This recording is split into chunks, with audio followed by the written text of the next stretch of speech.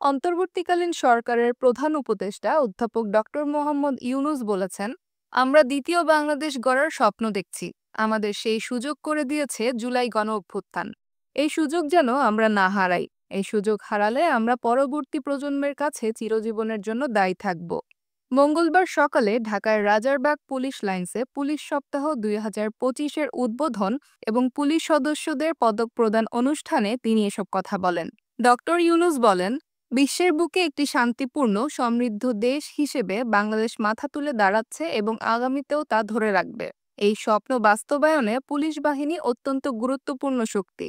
আমরা চাই বাংলাদেশ পুলিশ বাহিনী দেশের পাশাপাশি আন্তর্জাতিক পরিমণ্ডলেও প্রশংসিত হোক।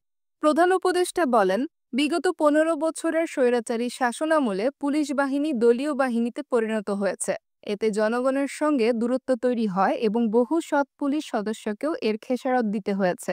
আগস্টে অন্তর্বর্তী সরকার দায়িত্ব নেওয়ার সময় পুলিশ বাহিনী ছিল ভঙ্গুর অবস্থায়। তখন থেকে জনগণের আস্থা ফিরিয়ে আনতে সরকার প্রয়োজনীয় সব পদক্ষেপ গ্রহণ করেছে।